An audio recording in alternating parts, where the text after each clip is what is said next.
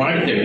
ಆದರೆ ಕೆಲವು ಕಡೆಯಲ್ಲಿ ನೋಡ್ತಾ ಇದ್ದೇನೆ, ಏನೋ ಭಾನುವಾರದ ಜೊತೆಯಲ್ಲಿ ಬಂತು ಅಥವಾ ಬೇರೆ 2 ದಿವಸ ರಜೆ ಬಂತು ಅಂದರೆ ಆ ದಿನದಲ್ಲಿ ಕೆಲವರು ಜನರು ಸರಿ ಒಂದು ಟೂರ್ ಹೋಗುವ ಹೇಳಿ ಹಬ್ಬ ದಿನದ ರಜೆಯನ್ನು ಸೇರಿಸಿ ಹೋಗ್ತೇವೆ. ಎಂಜಾಯ್, ಎಸ್, ಸಂತೋಷ ಪಡಬೇಕಾದ್ರೆ. ಆದರೂ ಅದಷ್ಟು ಸಮಂಜಸ ಅನಿಸುವುದಿಲ್ಲ. ಸಾಧ್ಯವಾದಷ್ಟು ನಾವು ಮಾಡಿಸೋ ನಾಗರ ಪಂಚಮಿ ಇರಲಿ, ಕೃಷ್ಣ ಜಯಂತಿ ಅಥವಾ ಯಾವ ದೀಪಾವಳಿ, ಇದನ್ನು ನಮ್ಮ ಮನೆಯಲ್ಲಿ ನಾವು ಮಾಡಬೇಕಾದ್ದು ನಮ್ಮ ಕರ್ತವ್ಯ. ಇನ್ನೊಂದು ವಿಷಯ, ನಮ್ಮ ತಂದೆ ತಾಯಿಯರ ಶ್ರಾದ್ದ ಮಾಡುವಂಥದ್ದು ಬಹಳ ಮುಖ್ಯ. ಅದರಲ್ಲಿ ಯಾವುದೇ ಕಾರಣಕ್ಕೂ ಕಾಂಪ್ರಮೈಸ್ ಮಾಡಿಕೊಳ್ಳುತ್ತೇನೆ. ನಾನು ಗೋಕರ್ಣರಿಗೆ ಮಾಡಿದ್ದೇನೆ, ಪರವಾಗಿಲ್ಲ ಅಂತ ಹೇಳಿಕೊಳ್ಳುವುದ, ಅದನ್ನೆಲ್ಲ ಬಿಟ್ಟು ನಮ್ಮ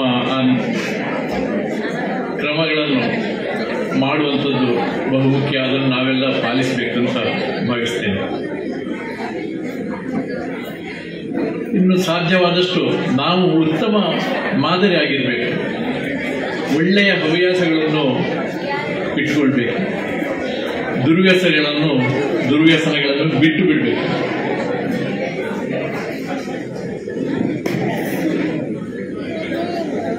ಈಗ ವಿಚಿತ್ರ ಒಂದು ಸಿಚುವೇಶನ್ ಒಂದು ಡೆವಲಪ್ ಆಗ್ತಾ ಇದೆ.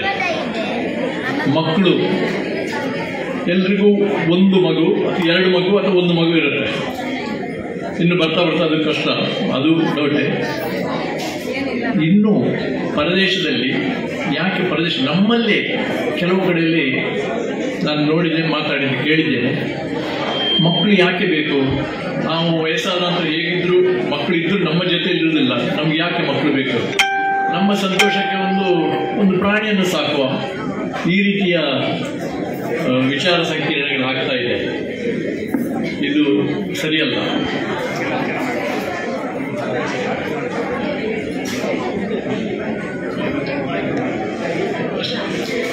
ಎಲ್ಲೇ ಇದ್ದರೂ ನಮ್ಮತನವನ್ನು ಕಾಪಾಡುವುದು ಸಾಧ್ಯ ಇದೆ. ನಾವು ಮೊದಲೇ ಹೇಳಿದಾಗೆ, ನನ್ನ ನೆಕ್ಸ್ಟ್ ಬಾಸ್ ಅವ್ರ ಬಗ್ಗೆ ಹೇಳಿದಾಗೆ, ಸೊ ನಾವು ಯಾವುದೇ ಊರಲ್ಲಿರಲಿ, ಎಲ್ಲೇ ಇರಲಿ, ನಮ್ಮ ಕ್ರಮಗಳನ್ನು ನಾವು ಮುಂದುವರಿಸಿಕೊಂಡು ಹೋಗ್ಬೋದು. ನಾನು ಕವಿತೆ ಬರೆದಿದ್ದೇನೆ.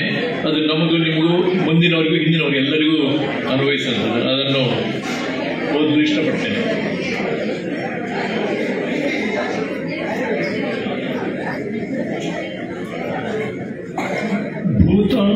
ಭೂತ ಭವಿಷ್ಯತ್ನ ನಡುವೆ ಬಾಲ್ಯದಲ್ಲಿ ತಂದೆಯ ಒತ್ತಾಯಕ್ಕೆ ಮಾಡುತ್ತಿದ್ದ ಜಪ, ಹೈಸ್ಕೂಲು ತಲುಪುತ್ತಲೇ ಓದಲಿಕ್ಕಿದೆ ಎನ್ನುವೆ ಕುಂಟು ನೆಪ, ಹತ್ತೇ ಗಾಯತ್ರಿಯಲ್ಲಿ ಮುಗಿದಿತ್ತು ಜಪ. ಉನ್ನತ ಶಿಕ್ಷಣ ನಡೆಯುತ್ತಿದ್ದಾಗ ಜಪ ಮಾಡಲು ಸಮಯವಿಲ್ಲ. ಹಾಸ್ಟೆಲಿನಲ್ಲಿದ್ದಾಗ ಬಂತು ಮುಜುಗರ, ಇತರರು ನೋಡುವರಲ್ಲ. ನೌಕರಿಗೆ ಸೇರಿದಾಗ ಮುಂಬಡ್ತಿಯಡೆಗೆ ಗಮನವಿಲ್ಲ. ಮದುವೆಯಾಗಿ ಮಕ್ಕಳಾದಾಗ ಜಪತಪಗಳನ್ನು ನಿಷ್ಠೆಯಿಂದ ಮಾಡಬೇಕೆನ್ನುವ ಬಯಕೆ. ಮಗನಿಗೆ ಉಪನಯನ ನಡೆಸುವಾಗ ಮರ್ಯಾದೆ ಕಾಪಾಡಿಕೊಳ್ಳಲು ಜಪವನ್ನು ಕಂಠಪಾಠ ಮಾಡುವ ತವಕ.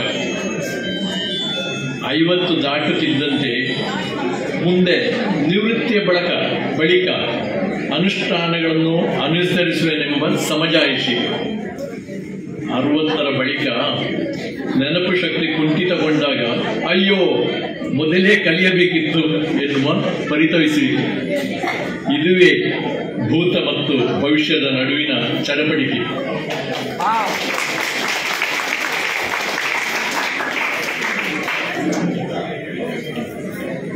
ಈ ಕಾರ್ಯಕ್ರಮಕ್ಕೆ ನನ್ನನ್ನು ಕರೆದು 2 ಮಾತನಾಡಲಿಕ್ಕೆ ಅನುವು ಮಾಡಿಕೊಟ್ಟಂಥ ಸಂಘದ ಪದಾಧಿಕಾರಿಗಳು, ಪರ್ಟಿಕ್ಯುಲರ್ ದಿನೇಶ್ ರಾವ್ ಅವರಿಗೆ ಧನ್ಯವಾದಗಳು.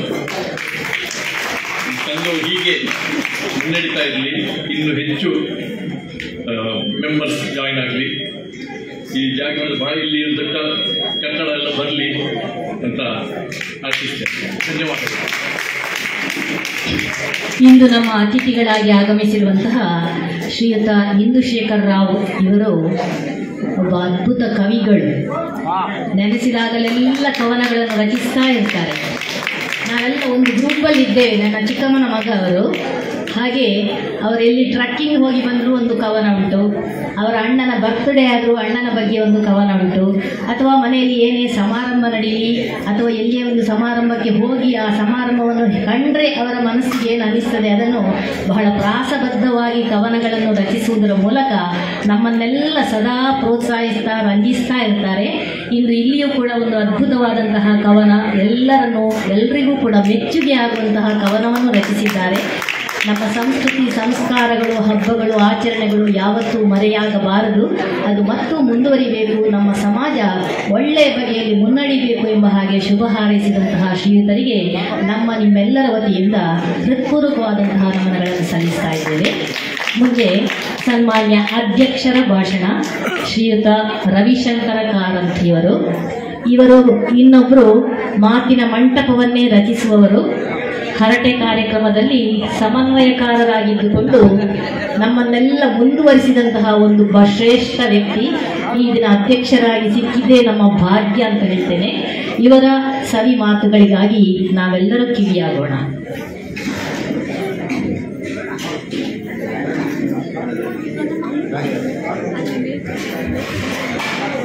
ನಂದನೇಶ್ವರಾಯ ನಮಃ.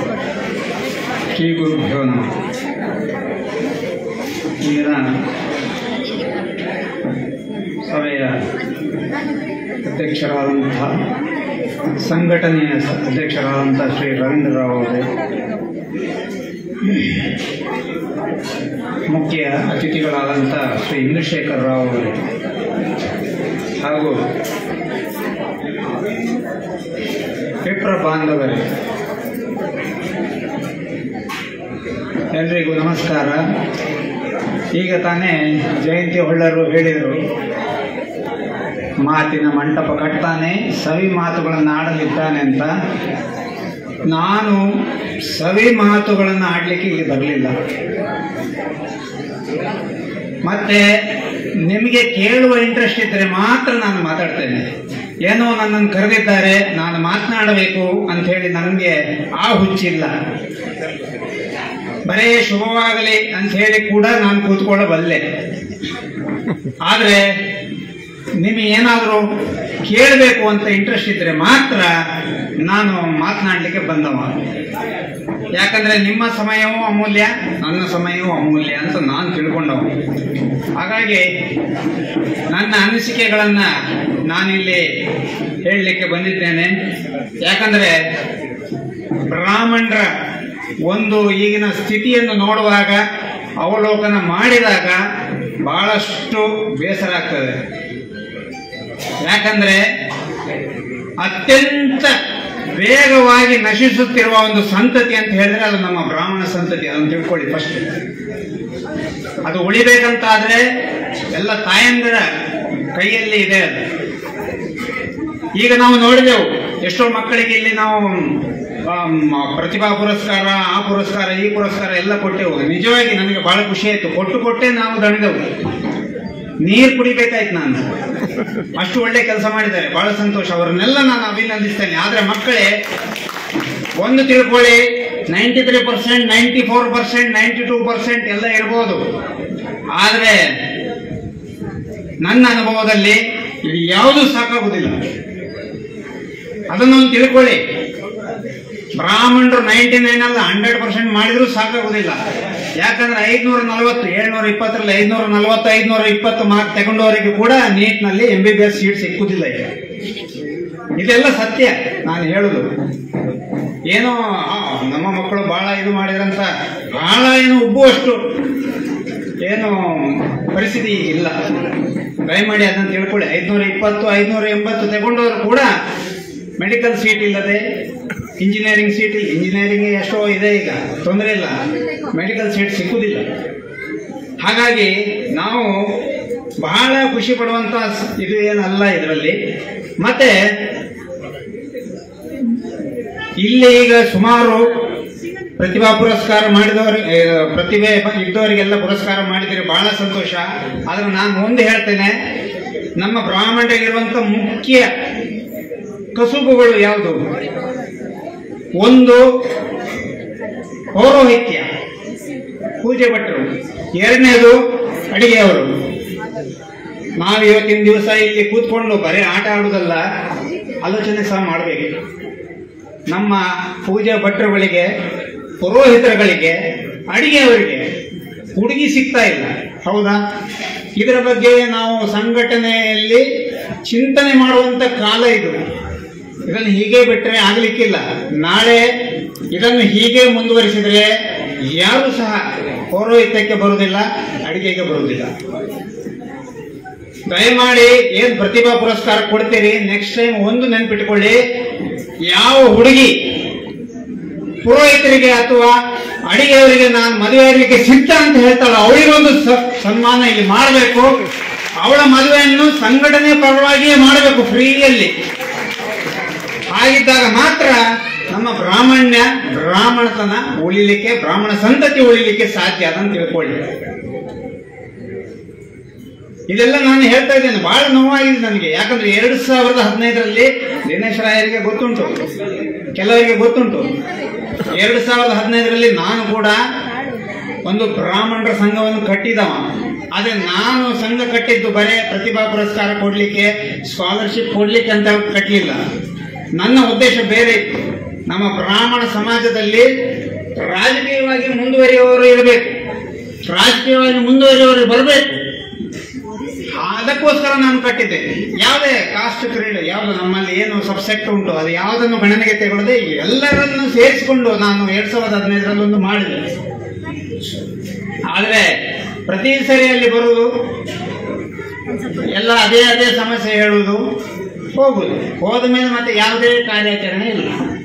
ಹಾಗಾಗಿ ನಾನು ಎಣಿಸಿದೆ, ಇನ್ನು ನಮ್ದು ಬೇರೆ ಸಂಘಟನೆಗಳ ಹಾಗೆ ಪ್ರತಿಭಾ ಪುರಸ್ಕಾರ ಕೊಡ್ಲಿಕ್ಕೆ ಇರುವಂತ ಒಂದು ಸಂಘಟನೆ ಆಗುದು ಬೇಡ ಅಂತ ಹೇಳಿ ಅಲ್ಲಿಗೆ ಅದನ್ನು ಕೈದು ಮಾಡಬೇಕಾಯ್ತು. ಇದನ್ನು ಅತ್ಯಂತ ನೋವಿನಿಂದ ನಾನು ಹೇಳ್ತಾ ಇದ್ದೇನೆ. ನಾವು ರಾಜಕೀಯವಾಗಿ ಮೇಲೆ ಬರಬೇಕು. ಅದಕ್ಕೆ ಏನು ಮಾಡಬೇಕು? ಗ್ರಾಮ ಪಂಚಾಯತ್ ಮಟ್ಟದಿಂದಲೇ ನಾವು ಜಾಗರೂಕರಾಗಬೇಕು. ಗ್ರಾಮ ಪಂಚಾಯತ್ ಎಲೆಕ್ಷನ್ ಅಲ್ಲಿಯೇ ನಮ್ಮವರು ಯಾರಾದರೂ ನಿಂತಿದ್ದರೆ ಅವರಿಗೆ ನಾವೆಲ್ಲರೂ ಸೇರಿ ಅವರನ್ನು ಗೆಲ್ಲಿಸುವಂತ ಒಂದು ಹೊಣೆಗಾರಿಕೆ ನಮ್ಮ ಮೇಲಿದೆ ಅಂತ ಹೇಳಿ ನಾವು ತಿಳ್ಕೊಂಡು ಕೆಲಸ ಮಾಡಬೇಕು. ಆವಾಗ ಮಾತ್ರ ಆಗ್ತದೆ. ಆದ್ರೆ ಈಗ ಏನಾಗಿದೆ, ನಾನು ಎಷ್ಟೋ ಕಡೆ ನಮ್ಮ ದೇವಸ್ಥಾನಗಳಲ್ಲಿ ನೋಡ್ತಾ ಇದ್ದೇನೆ, ನಮ್ಮ ಬ್ರಾಹ್ಮಣರಲ್ಲೇ ಎರಡೆರಡು ಪಂಗಡಗಳು. ಅವನ ಕಾಲನ್ನು ಇವನು ಹೇಳಿದ್ರು, ಇವನ ಕಾಲನ್ನು ಅವನು ಹೇಳಿದ್ರು. ಬೇರೆ, ನಾನು ಬೇರೆಯವ್ರನ್ನ ದೂಷಿಸುವುದಲ್ಲ, ಇದು ನಮ್ಮದೇ ವೀಕ್ನೆಸ್ ಅನ್ನು ನಾವು ಬಿಟ್ಟುಕೊಡುದು ಅಷ್ಟೇ. ಬೇರೆ ಜಾತಿಯವರು ಏನು ಮಾಡ್ತಾರೆ, ನಾನು ಅವ್ರು ಇವರು ಅಂತ ಹೇಳುದಿಲ್ಲ. ನಮ್ಮ ಎರಡು ಪಂಗಡಗಳೇನಿವೆ ಅದರ ಪರವಾಗಿ ಒಂದೊಂದು ಗ್ರೂಪ್ ಆಗಿ ಅವರು ಪರ ವಹಿಸಿಕೊಂಡು, ನೀ ಹಾಗೆ ಹೇಳು ಮಾರೆ, ನೀ ಹೀಗೆ ಹೇಳು ಮಾರೆ, ನೀ ಬಿಡಬೇಡ, ಒಟ್ಟಿನಲ್ಲಿ ಅದು ಉರಿತಾ ಇರಬೇಕು. ಆ ಬೆಂಕಿ ಏನಿದೆ ಅದನ್ನು ಆರ್ಲಿಕ್ಕೆ ಬಿಡೋದಿಲ್ಲ, ಅದಕ್ಕೆ ಗಾಳಿ ಹೋಗ್ತಾ ಇರ್ತದೆ. ಇಂಥ ಒಂದು ಸಮಸ್ಯೆ ಪ್ರತಿಯೊಂದು ದೇವಸ್ಥಾನದಲ್ಲಿ ನಾನು ಇವತ್ತಿನ ದಿವಸಗಳಲ್ಲಿ ನೋಡ್ತಾ ಇದ್ದೇನೆ. ಇದೆಲ್ಲ ಯಾರ ಕಾರಣದಿಂದ ಆಗಿದೆ? ಇದಕ್ಕೆ ಯಾರು ಜವಾಬ್ದಾರಿ? ಬೇರೆಯವ್ರನ್ನ ನಾವು ಎಷ್ಟೋ ಕಡೆ ದೂಷಿಸ್ತೇವೆ. ಎಂತ ಮಾರೆ, ಆ ದೇವಸ್ಥಾನದಲ್ಲಿ ಇನ್ಮೇಲೆ ಪೂಜೆ ಭಟ್ರನ್ನಾಗಿ ಸರ್ಕಾರ ಬೇರೆಯವ್ರನ್ನ ನೇಮಿಸ್ತದಂತೆ, ಇಲ್ಲಿ ಇವರನ್ನು ನೇಮಿಸ್ತದಂತೆ, ಹಾಗೆ ಹೇಗೆ ನಾವು ಬೊಬ್ಬೆ ಹೊಡಿತೇವೆ. ಆದರೆ ಯಾಕೆ ಹಾಗೆ ಆಗ್ತಾ ಇದೆ ಅದನ್ನು ನಾವು ಆಲೋಚನೆ ಮಾಡೋದಿಲ್ಲ. ಯಾಕಂದ್ರೆ ನಾವು ನಮ್ಮದನ್ನು ಬಿಟ್ಟು ಕೊಡ್ತಾ ಇದ್ದೇವೆ. ನಮ್ಮದು ನಮಗೆ ಬೇಡ. ಹಾಗಾಗಿ ಬೇರೆಯವರನ್ನು ಮಾಡ್ತಾರೆ. ಮತ್ತೆ ನಮ್ಮ ಮಕ್ಕಳಿಗೆ, ಯಾರಿಗೆ ಮನೆಯಲ್ಲಿ ಯಾವ ನೋಡಿದ್ರು ಅಪ್ಪ ಜಪ ತಪ ಇಂಥದ್ದೇ ಮಾಡ್ತಾ ಇರ್ತಾನೆ, ಯಾವ ನೋಡಿದ್ರು ಹೋಮ ಹವನಾದಿಗಳು ನಡೀತಾ ಇರ್ತವೆ. ಇದನ್ನೆಲ್ಲ ನೋಡಿ ನೋಡಿ ನೋಡಿ ನೋಡಿ ನಮ್ಮ ಮಕ್ಕಳಿಗೆ ಅದು ಬೇಡ. ಅವರಿಗೆ ಬೇರೆಯವ್ರದ್ದು ಚಂದ ಕಾಣ್ತದೆ, ಬೇರೆಯವ್ರದ್ದು ಅವರಿಗೆ ಚಂದ ಕಾಣ್ತದೆ. ಬೇರೆಯವ್ರ ಮನೆಯಲ್ಲಿ ನೋಡಿ, ಕೆಲವರ ಮನೆಯಲ್ಲಿ ಹೋದ್ರೆ, ಅನ್ಯ ಧರ್ಮೀಯರ ಮನೆಗೆ ಹೋದ್ರೆ ನಿಮ್ಗೆ ಅಲ್ಲಿ ಒಂದು ಬಾರ್ ಕೌಂಟರ್ ಇರ್ತದೆ, ಬಾರ್ ಕೌಂಟರ್.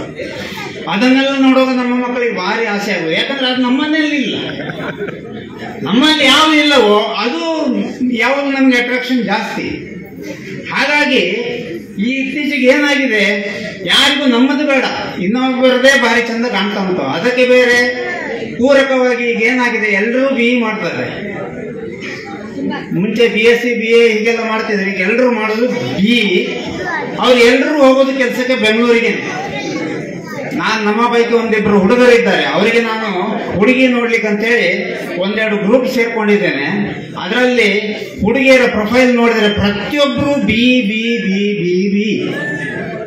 ಹೆಚ್ಚಿನವರು BA ಮಾಡಿದ್ದಾರೆ. ಆದ್ರೆ ವಿಚಿತ್ರ ಅಂದ್ರೆ ಅವರ ಅಮ್ಮ ಗೃಹಿಣಿ, ಹೋಮ್ ಮೇಕರ್. ಮತ್ತೆ ಪ್ರತಿಯೊಂದು BE ಮಾಡಿದಂತ ಹುಡುಗಿಯು ಕೆಲಸ ಎಲ್ಲಿ ಮಾಡೋದು, ವರ್ಕಿಂಗ್ ಪ್ಲೇಸ್ ಬೆಂಗಳೂರು.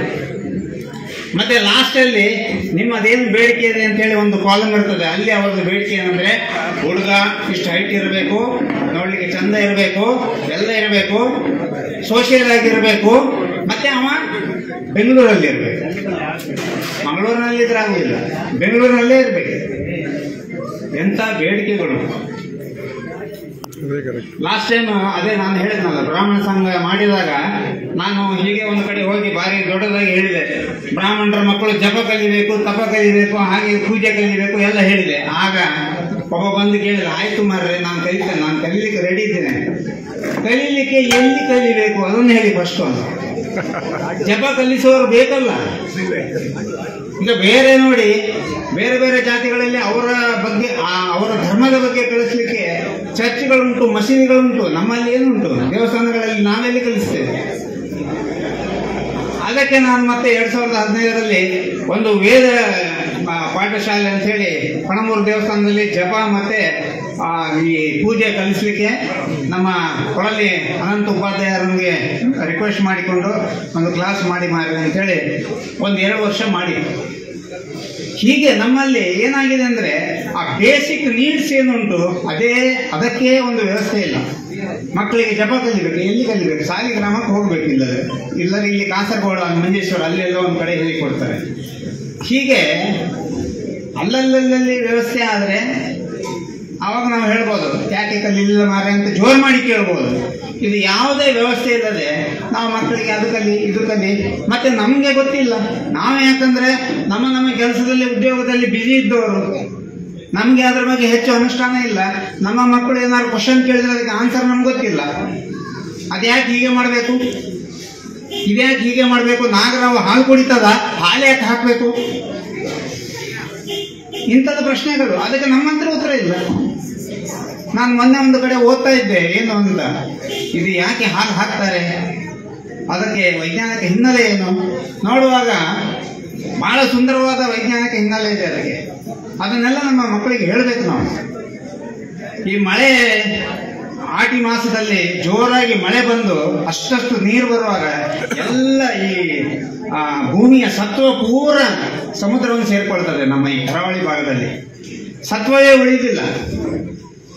ಆಗ ಈ ಹಾಲು ಏನು ನಾವು ಹಾಕ್ತೇವೆ ತಂದೋಗಿ, ಹಾಲು, ಅರಿಶಿನ, ಜೇನುತುಪ್ಪ, ಬೊಂಡದ ನೀರು, ಇನ್ನಿತರ ಸಾಮಗ್ರಿಗಳನ್ನು ನಾವು ಅಭಿಷೇಕದೊಂದಿಗೆ ಹಾಕುವಾಗ, ಹೂವಿನ ಪಕಳೆಗಳು ಇದನ್ನೆಲ್ಲ ಹಾಕುವಾಗ ಅದು ನೆಲವನ್ನು ಸೇರ್ತದೆ. ಅಲ್ಲಲ್ಲಿ ಹಾಕುವಾಗ ಅದು ಆ ನೆಲವನ್ನು ಸೇರಿ ಆ ಫಲವತ್ತತೆಯನ್ನು ಹೆಚ್ಚು ಮಾಡ್ತದೆ.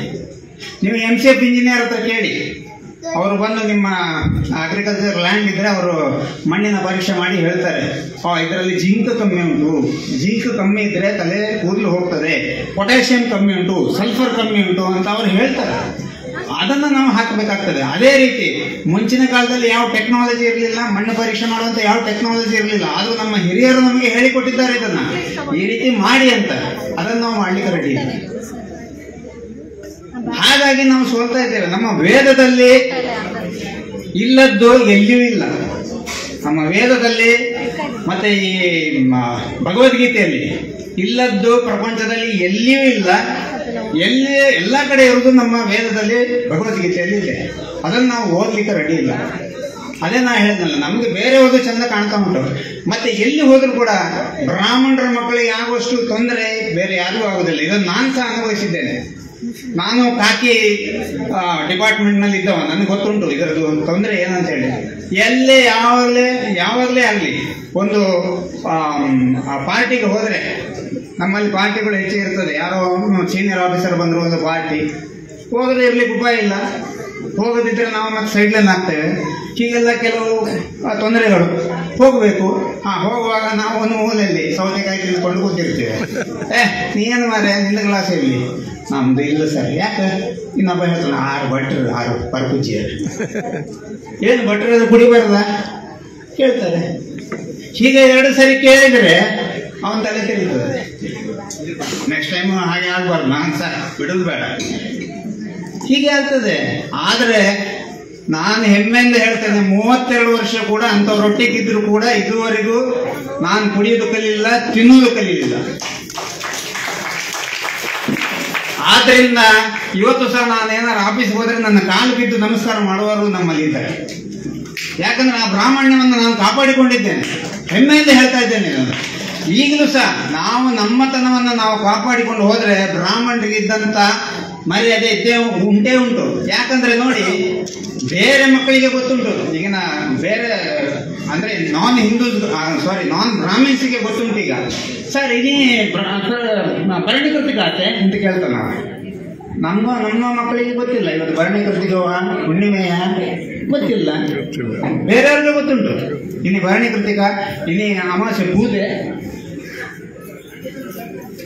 ಬೂದೆ ಅದೆಲ್ಲ ಅವ್ರಿಗೆ ಗೊತ್ತುಂಟು, ನಮ್ಗೆ ಗೊತ್ತಿಲ್ಲ. ನಾವು ಜಪ ಮಾಡಿದ್ರೆ ಪೂಜೆ ಮಾಡಿದ್ರೆ ಗೊತ್ತಿರ್ತಿತ್ತು, ಯಾಕಂದ್ರೆ ಅದ್ರಲ್ಲಿ ಸಂಕಲ್ಪ ಮಾಡ್ಲಿಕ್ಕೆ ಉಂಟು. ಗಂಗೆ ಯಮುನೆ ಚೈವ ಗೋದಾವರಿ ಅದೆಲ್ಲ ಹೇಳಿ, ಆಮೇಲೆ ಕ್ರೋಧಿನಾಮ ಸಂವತ್ಸರೆ ದಕ್ಷಿಣಾಯನೆ ಎಲ್ಲ ಹೇಳಿಕೊಂಡು ಆವಾಗ ನಮ್ಗೆ ಗೊತ್ತಾಗ್ತದೆ ಇವತ್ತು ಯಾವ ತಾರೀಕು, ಯಾವ ಕಟಕೇರಿಕೆ, ಯಾವ ಮಾಸ, ಯಾವ ಪಕ್ಷ ಎಲ್ಲ ಗೊತ್ತಾಗ್ತದೆ. ಅದರಲ್ಲಿ ಸಿಂಪಲ್. ಅದನ್ನು ನಾವು ಬಿಟ್ಕೊಟ್ಟಿದ್ದೇವೆ, ನಮ್ಗದು ಗೊತ್ತಿಲ್ಲ. ಯಾಕಂದ್ರೆ ತಂದೆಗೆ ಗೊತ್ತಿಲ್ಲ, ತಂದೆ ಅವನ ಕೆಲಸದಲ್ಲಿ ಬಿಸಿ. ತಾಯಿಗೆ ಕೇಳಿದ್ರೆ ತಂದೆಗೆ ಕೇಳು ಅಂತ ಹೇಳಿದ್ರೆ, ತಂದೆ ಕೇಳಿದ್ರೆ ತಾಯಿಗೆ ಕೇಳು, ಇಬ್ಬರಿಗೂ ಕೇಳಿದ್ರೆ ಅಜ್ಜನಿಗೆ ಕೇಳು. ಅಜ್ಜ ಎಲ್ಲಿ? ಅಜ್ಜನೇ ಇಲ್ಲ ಈಗ ಮನೆಯಲ್ಲಿ. ಎಲ್ಲಿದ್ದಾರೆ ಅಜ್ಜ ಅಜ್ಜಿ? ಈಗ ನಾನು ನೋಡ್ತಾ ಇದ್ದೇನೆ, ಕೆಲವರಿಗೆ ಮದುವೆ ಬೇಡ, ಮದುವೆ ಇದ್ರು ಮಕ್ಕಳು ಬೇಡ. ಮನೆಯಲ್ಲಿ 4 ನಾಯಿ ಇರ್ತದೆ, ಮಕ್ಕಳು ಬೇಡ. ಎಲ್ಲಾರು ಹೋಗಿ ನೀವು ಮಾತಾಡಿ, ಏನಾದರೂ ಯಾವ್ದಾದ್ರು ಒಂದು ಪೂಜೆಗೆ ಅದಕ್ಕೆ ಕರೀತಾರೆ, ನಾವು ಇನ್ನೊಬ್ಬರ ಮನೆಗೆ ಹೋದಾಗ ಅಲ್ಲಿ ಪ್ರಸ್ತಾಪಿಸಲ್ಪಡುವ ಮುಖ್ಯ ವಿಷಯವೇ ನಾಯಿಗಳ ಬಗ್ಗೆ. ನಮ್ಮ ಮನೆ ನಾಯಿ ಹೀಗೆ, ನಿಮ್ಮ ಮನೆ ನಾಯಿ ಹೀಗೆ. ಅದಕ್ಕೆ ಬಿಸ್ಕೆಟ್, ನಾಯಿ ಬಿಸ್ಕೆಟ್ ಏನ್ ತಂದ್ರು. ನಾಯಿ ಅಂದ್ರೆ ಹೇಗಿರ್ಬೇಕು, ಅದು ಅದರ ಸ್ಥಾನದಲ್ಲಿ ಇರಬೇಕು, ಹಾಕಿದನ್ನು ತಿನ್ಬೇಕು. ಅದು ಬಿಟ್ಕೊಂಡು ನಾನು ಚಪ್ಪಡಿ ತಟ್ಟದ ಅನ್ಕೊಂಡೆ. ಅದು ಬಿಟ್ಕೊಂಡು ಅದಕ್ಕೋಸ್ಕರವೇ ಏನು ಬಿಸ್ಕೆಟ್ ಅದು. ಈಗ ಅದು ಅಡ್ವರ್ಟೈಸ್ಮೆಂಟ್ ಬರೋದುಂಟು, ನಾಯಿ ಬಿಸ್ಕೆಟ್ ಈಗ ಹೊಸ ರುಚಿಯಲ್ಲಿ ಅಂತೇಳಿ. ಆ ಹೊಸ ರುಚಿ ಯಾರು ನೋಡಿದ? ಮನುಷ್ಯನೇ ತಿಂದು ನೋಡ್ಬೇಕಷ್ಟೇ ಅದು. ಮತ್ತೆ ಅಂದಾಜು ತಿಂದ್ರೆ ಅವನ ಬುದ್ಧಿಯು ನಾಯಿ ಬುದ್ಧಿಯೇ ಆಗುದು. ಹಾಗಾಗಿ ಇದನ್ನೆಲ್ಲ ನೋಡುವಾಗ ನಿಜವಾಗಿ ಮತ್ತೆ ಒಂದು ನಮ್ಮ ಬ್ರಾಹ್ಮಣರದ್ದು ಶಾಪ ಅಂತೇಳಿ. ಈಗ ನೋಡಿ, ನಮ್ಮ ಬ್ರಹ್ಮ ನಮ್ಮ ಅಧಿದೇವತೆ ಬ್ರಾಹ್ಮಣರಿಗೆ, ಮತ್ತೆ ನಾವು ಅವನ ಸಂತತಿ ಅಂತ ಹೇಳುದು. ಅವನಿಗೆ ಪೂಜೆ ಇಲ್ಲ, ಇನ್ನು ನಮ್ದಿಂತಾರೆ. ಆದ್ರೆ ಒಂದು ಕಿವಿ ಮಾತು ಹೇಳ್ತೇನೆ, ಎಲ್ಲ ಮಕ್ಕಳಿಗೆ ಮುಖ್ಯವಾಗಿ ಒಂದು ಕಿವಿ ಮಾತು ಹೇಳ್ತೇನೆ. ಬ್ರಹ್ಮನ ಹೆಂಡತಿ ಸರಸ್ವತಿ ವಿದ್ಯಾ ದೇವತೆ, ಆಕೆ ನಮ್ಮ ಅಮ್ಮ. ಅವಳನ್ನು ಗಟ್ಟಿ ಹಿಡ್ಕೊಳ್ಳಿ. ಸರಸ್ವತಿಯನ್ನು ಗಟ್ಟಿ ಹಿಡ್ಕೊಂಡ್ರ ಲಕ್ಷ್ಮಿಯೂ ನಿಮ್ಮ ಹಿಂದೆ ಬರ್ತಾಳೆ, ದುರ್ಗೆಯೂ ನಿಮ್ಮ ಹಿಂದೆ ಬರ್ತಾಳೆ. ಅವರಿಬ್ಬರು ಬಂದ್ರೆ ನಿಮಗೆ ವಿಜಯ ಕಟ್ಟಿಟ್ಟ ಬುತ್ತಿ ಅಂತ ಹೇಳಿ ಇವತ್ತಿನ ದಿವಸ ಈ ವೇದಿಕೆಯಲ್ಲಿ ನಾನು ಹೇಳಲಿಕ್ಕೆ ಇಷ್ಟಪಡ್ತೇನೆ. ಮತ್ತೆ ನಮ್ಮತನ ನಾವು ಉಳಿಸ್ಕೊಂಡ್ರೆ ಮಾತ್ರ ಬ್ರಾಹ್ಮಣ ಸಮಾಜ ಉಳಿಲಿಕ್ಕೆ ಸಾಧ್ಯ. ಅದೆಲ್ಲ ಮಾಡುವಂಥದ್ದು ಇಂಥ ಸಂಘಟನೆಗಳು ಮಾಡಬೇಕಷ್ಟೇ. ಇಲ್ಲದಿದ್ರೆ ನಾವು ಬಹಳ ಕಷ್ಟ ಇದೆ ಇನ್ಮೇಲೆ. ನೋಡಿ, ಅದಕ್ಕೆ ಕೆಲವು ಕಟ್ಟುನಿಟ್ಟುಗಳನ್ನು ನಾವು ಬ್ರಾಹ್ಮಣ ಸಮಾಜದವರು ಅನುಸರಿಸಬೇಕಂತ ಹೇಳಿ ಇವತ್ತಿನ ದಿವಸ ನಿಮ್ಮ ಮುಂದೆ ಇಟ್ಟು ನನ್ನ 2 ಮಾತುಗಳನ್ನು ಮುಗಿಸ್ತೇನೆ. ಮೊದಲನೇದಾಗಿ, ಪಟ್ಟಾಗಿ ಕೆಳಗೆ ಕೂತು ಎಲೆ ಮುಂದೆ ಕೂತು ಯಾರು ಅಂಗಿ ತೆಗೆದು ಊಟ ಮಾಡ್ತಾರೋ ಅವರಿಗೆ ಮಾತ್ರ ದಕ್ಷಿಣೆ ಅಂತ ಹೇಳಿ, ಅವರಿಗೆ ಮಾತ್ರ ದಕ್ಷಿಣೆ ಕೊಡಿ. ಆವಾಗ ಮೇಲೆ ಕೂತು ಊಟ ಮಾಡೋರು ಕಮ್ಮಿ ಆಗ್ತಾರೆ. ಈಗ ಕೈಕಾಲು ಬಿದ್ದು ಹೋಗಿದೆ, ಕೂತ್ಕೊಳ್ಳಿಕ್ಕೆ ಆಗುದಿಲ್ಲ, ಕೆಳಗೆ ಅದು ಏನ್ ಮಾಡ್ಲಿಕ್ಕೆ ಆಗುದಿಲ್ಲ. ಆದ್ರೆ ಅವರು ದಕ್ಷಿಣೆ ಬಿಡ್ಲಿ. ಕೆಳಗೆ ಯಾರು ಕೂತ್ಕೊಂಡು ಊಟ ಮಾಡ್ತಾರೆ ಅವರಿಗೆ ಮಾತ್ರ ದಕ್ಷಿಣೆ ಕೊಡಿ. ಆವಾಗ ನಮ್ಮ ಬ್ರಾಹ್ಮಣರು, ಯಾಕಂದ್ರೆ ನೋಡಿ, ಎಲ್ಲರೂ ಮೇಲೆ ಕೂತ್ಕೊಳ್ತಾರೆ, ಎಲ್ಲ ಜಾತಿಯವರು ಕೂತ್ಕೊಳ್ತಾರೆ. ಹಾಕಿದ ಕೂಡಲೇ ತಿನ್ಲಿಕ್ಕೆ ಶುರು ಮಾಡ್ತಾರೆ ಕೆಲವರು. ಅದನ್ನು ನೋಡಿ ನಮ್ಮ ಮಕ್ಕಳು ತಿನ್ಲಿಕ್ಕೆ ಶುರು ಮಾಡ್ತಾರೆ. ಆಗ ತಿಂದ್ರು ಅಡ್ಡಿ ಇಲ್ಲ ಅಂತೇಳಿ ಮಕ್ಕಳು ಏನು ಹೇಳುದು ಅಂತೇಳಿ ದೊಡ್ಡವರು ಬಿಟ್ಟು ಬಿಡ್ತಾರೆ. ಮಕ್ಕಳಿಗೆ ಹೇಳ್ಬೇಕು ಹಾಗೆ ತಿನ್ನೋದು ಕ್ರಮ ಅಲ್ಲ ಮಾರೆ ಅಂತ ಜೋರು ಮಾಡ್ಬೇಕು. ಇದು ಈಗ ಬೇಡ ಮಾರೆ ಅವನಿಗೆ ಎಲ್ಲಿ ಬೇಸರ ಆಗ್ತದೆ, ಬೇಸರ ಆಗಲಿ 2 ಸರಿ ಹೇಳುವುದನ್ನು ನಮ್ಮ ಕರ್ತವ್ಯವನ್ನು ನಾವು ಮಾಡಬೇಕು. ಅದನ್ನೇ ನಾವು ತಪ್ಪು ಬಿಟ್ಟು ಬಿಡ್ತೇವೆ. ಹಾಗಾಗಿ ಅವರು ತಿಂತಾ ಇದ್ದಾರೆ, ನಾನು ತಿನ್ನುವ. ಅಲ್ಲೇ ಒಂದು ಕೋಸಂಬರಿ ಹಾಕಿತ್ತ ತಿನ್ಲಿಕ್ಕೆ ಸ್ಟಾರ್ಟ್, ಉಪ್ಪಿನಕಾಯಿ ಹಾಕಿತ್ತ ನೆಕ್ಕಲಿಕ್ಕೆ ಸ್ಟಾರ್ಟ್. ಇದೆಲ್ಲ ಯಾಕೆ ಆಗಿದೆ? ನಾವು ಬಿಟ್ಟು ಕೊಡ್ತಾ ಇದ್ದೇವೆ ನಮ್ಮ ತಮ್ಮನ್ನು. ನಾನು ನನ್ನ ಪಕ್ಕದಲ್ಲಿ ಯಾರು ಕೂತ್ರೆ ಅವ್ರಿಗೆ ಹೇಳ್ತೇನೆ, ಅದು ಹಾಗೆ ಕ್ರಮ ಅಲ್ಲ ಮಾರೆ, ಅದು ಹೀಗೆ ಕ್ರಮ. ಯಾಕೆ ಏನಾಗ್ತದೆ ತಿಂದ್ರೆ? ನೋಡು, ತಿಂದ್ರೆ ಏನಾಗುದಿಲ್ಲ. ಈಗ ನಿನಗೆ ಮಜ್ಜಿಗೆ ಅನ್ನ ಆಗುದಿಲ್ಲ, ಹೌದಾ? ಬೇರೆಯವರಿಗೆ ಮಜ್ಜಿಗೆ ಅನ್ನ ಆಗುದಿಲ್ಲ, ನಮಗೆ ಲಾಸ್ಟಿಗೆ ಮಜ್ಜಿಗೆ ಅನ್ನ ಊಟ ಆಗ್ಲೇಬೇಕು, ಅಂದ್ರೇನೆ ಊಟ ಮುಗೀತು ಅಂತ ಲೆಕ್ಕ. ಈಗ ನೀನು ಮಜ್ಜಿಗೆ ಊಟ ಮಾಡೋದಿಲ್ಲ, ನೀನು ಪಾಯಸ ತಿಂದುಕೊಂಡು ಸೀದಾ ಎದ್ಕೊಂಡು ಹೋಗ್ತೀವಿ. ಹಾಗೆ ನಿನ್ನ ನೋಡಿ ಇನ್ನೊಂದಿಬ್ಬರು ಹೋಗ್ತಾರೆ. ಎಲ್ಲರೂ ಹೀಗೆ ಹೋಗುವಾಗ ನನಗೆ ಮುಂದೆ ಊಟ ಮಾಡಲಿಕ್ಕೆ ಮನಸ್ಸಾಗುದಿಲ್ಲ. ಅದಕ್ಕೆ ನಮ್ಮಲ್ಲಿ ಒಂದು ಕ್ರಮ ಉಂಟು. ನಿಂದು ಊಟ ಆಗಿದ್ರು ಕೂಡ ನೀನು ಹಾಗೆ ಕೂತ್ಕೊಳ್ಬೇಕು. ಮಜ್ಜಿಗೆಯನ್ನ ಊಟ ಆಗಿ ಅಪೋಷಣ ಆದ ಮೇಲೆ ಹೇಳುವಂತ ಒಂದು ಕ್ರಮ ನಮ್ಮಲ್ಲಿ ಅನುಸರಿಸ್ಕೊಂಡು ಬಂದಿದ್ದೇವೆ. ಬೇಕಾದ್ರೆ ಮಾಡು, ಬೇಡದ್ರೆ ಕೂಡ ಅಂಚನ ಸರ್ ಮುಂಚೆ. ಹಾಗಾಗಿ ಮುಂಚೆ ಎಲ್ಲ ಬೇರೆಯವರಿಗೆ ಹೇಳಲಿಕ್ಕೆ ಬ್ರಾಹ್ಮಣರಿದ್ದರು, ಗುರುಗಳಾಗಿ ಬ್ರಾಹ್ಮಣರನ್ನ ಕಾಣ್ತಿದ್ರು. ಹಾಗಾಗಿ ನಮ್ಮ ಜವಾಬ್ದಾರಿ ಇತ್ತು ಅವಾಗ. ಈಗ ಏನಾಗಿದೆ, ಬ್ರಾಹ್ಮಣರಿಗೆ ಕೇಳಿದ್ರೆ ಅವರಿಗೆ ದಿವಸ ಯಾವುದು ಇದು ಯಾವುದು ಅನ್ನೋದೇ ಗೊತ್ತಿಲ್ಲ. ನಾವು ಏನು ಅಡ್ವೈಸ್ ಕೊಡ್ತಾನೆ ಬೇರೆಯವರಿಗೆ. ಹಾಗಾಗಿ ನಾವು ನಮ್ಮತನವನ್ನೆಲ್ಲ ಕಳ್ಕೊಳ್ತಾ ಇದ್ದೇವೆ. ಹಾಗಾಗಿ ನಾವು ಬರೇ ಜನಿವಾರ ಹಾಕೊಂಡ ಬ್ರಾಹ್ಮಣ ಆಗಬಾರ್ದು, ಜವಾಬುದಾರ ಬ್ರಾಹ್ಮಣ ಆಗಬೇಕು. ಬ್ರಾಹ್ಮಣ ಬೈ ಬರ್ತ್ ಆಗಬಾರ್ದು, ಬ್ರಾಹ್ಮಣ ಬೈ ವರ್ತ್ ಆಗಬೇಕು. ಆವಾಗ ಮಾತ್ರ ನಾವು ಉಳಿಲಿಕ್ಕೆ ಸಾಧ್ಯ. ಉಳಿಬೇಕು ನಮ್ಮ ಸಮಾಜ. ಇಲ್ಲದಿದ್ದರೆ ನಮ್ಮ ಮಕ್ಕಳು ಮುಂದೆ ಮಾಡಬೇಕಾದಿತ್ತು ನಮಾಜ್. ನಡೆಯಲ್ಲಿ ಆಗಾಗ ಸಭೆ, ಬನ್ನಿ ಚರ್ಚೆಗೆ. ನಡೆಯಲ್ಲಿ ಆಗಾಗ ಸಭೆ, ಬನ್ನಿ ಚರ್ಚೆಗೆ. ಇಲ್ಲದಿದ್ದರೆ ಹೋಗಬೇಕಾದಿತ್ತು ನಮ್ಮ ಮಕ್ಕಳು ಚರ್ಚಿಗೆ. ಹಾಗಾಗಿ ನೋಡಿ, ನಾನು ಮತ್ತೆ ನಮ್ಮ ಬ್ರಾಹ್ಮಣರಲ್ಲಿ ಈಗ ನೋಡ್ತಾ ಇದ್ದೇನೆ, ಮದುವೆಗೆ ಕರೀತಾರೆ. ಓಕೆ, ಬಹಳ ಸಂತೋಷ, ಮದುವೆಗೆ ಕರೀಲೇಬೇಕು. ಆದರೆ ಎಲ್ಲಿ 100 ಜನರಿಗೆ ವ್ಯವಸ್ಥೆ ಉಂಟಾ ಅಲ್ಲಿ 500 ಜನರಿಗೆ ಕರೀತಾರೆ. ವ್ಯವಸ್ಥೆ 100 ಜನರಿಗೆ ಇರ್ತದೆ. ಟೇಬಲ್ ಊಟ ಎಷ್ಟು ಜನರಿಗೆ? ಬರೀ ಒಂದು 100 ಜನರಿಗೆ. ಆ ಕೆಳಗೆ ಊಟ ಅಲ್ಲೊಂದು 50 ಜನರಿಗೆ, 150 ಜನರು. ಇಲ್ಲಿ 500 1000 ಜನ ಬಂದ್ರೆ ಎಲ್ಲಿವರೆಗೆ ಕಾಯ್ಬಹುದು? ಈಗ ಬೇರೆಯವರು ಯಾರು ಎಷ್ಟೇ ಹತ್ತಿರದವರು ಇರಲಿ, ನಾವು ಹೋಗೋದು ಒಂದು ಊಟಕ್ಕೆ. ಮದುವೆ ಅಂದ್ರೆ ಸಮಾರಂಭದಲ್ಲಿ ಬೇರೆ ಬೇರೆಯವರಿಗೆ ಬೇರೆ ಬೇರೆ ರೀತಿಯ ಇರ್ತದೆ. ಈಗ ಬೇರೆ ನಾವು ಜಸ್ಟ್ ಒಂದು ಅತಿಥಿಗಳಾಗಿ ಹೋಗೋದು, ಊಟಕ್ಕೆ ಹೋಗುದು. ನಾವು ಊಟಕ್ಕೋಸ್ಕರ ಒಂದು 2 ಗಂಟೆ ಕಾಯಬೇಕು ಅಂತಾದ್ರೆ ಯಾರು ಕಾಯ್ತಾರೆ? ಹಾಗಾಗಿ ದಯಮಾಡಿ ಬ್ರಾಹ್ಮಣರಿಗೆ ನನ್ನದೊಂದು ವಿನಂತಿ, ಮದುವೆ ಮಾಡ್ತೀರಾ ಮಾಡಿ, ಸಂತೋಷ. ಅಲ್ಲಿ ಎಷ್ಟು ಜನರಿಗೆ ನೀವು ಕರೀತೀರಾ ಅದಕ್ಕಿಂತ ಜಾಸ್ತಿ ವ್ಯವಸ್ಥೆ ಇರುವಾಗ ನೋಡಿಕೊಳ್ಳಿ. 100 ಜನರಿಗೆ ಕರೆದ್ರೆ 120 ಜನರಿಗೆ ವ್ಯವಸ್ಥೆ ಇರುವಾಗ ನೋಡಿಕೊಳ್ಳಿ, ಮೊದಲನೇದು. ಮತ್ತೆ ಬೆಳಿಗ್ಗೆ ಮದುವೆ ಏನಿದೆ ಅದಕ್ಕೆ ಹೆಚ್ಚಿನ ಇವರನ್ನು ಬರೀ ಬ್ರಾಹ್ಮಣರಿಗೆ ಕರೀರಿ. ಬಾಕಿದವರಿಗೆ ನೀವು ಕರಿಬೇಕು, ಇಲ್ಲ ಅಂತ ಹೇಳುದಿಲ್ಲ. ಅವರಿಗೆ ನೀವು ರಾತ್ರಿ ರಿಸೆಪ್ಷನ್ ಇಟ್ಟು ಅವಾಗ ಕರೀರಿ. ಮತ್ತೆ ನಾನು ಎಷ್ಟೋ ಸತಿ ನೋಡಿದ್ದೇನೆ, ಇದು ನಾನು ಖುದ್ದಾಗಿ ನೋಡಿರುವಂತದ್ದು, ಅದನ್ನೇ ಹೇಳುದು. ನಾನು ಯಾವುದು ನೋಡದೆ ಹೇಳುದಿಲ್ಲ ಅಥವಾ ಕೇಳದೆ ಹೇಳುದಿಲ್ಲ. ಪುಣೆಯಲ್ಲಿ ಒಂದು ಮದುವೆ ಹೋಗಿದ್ದೆ, ನಮ್ಮವರದೇ ಒಂದು ಮದುವೆ.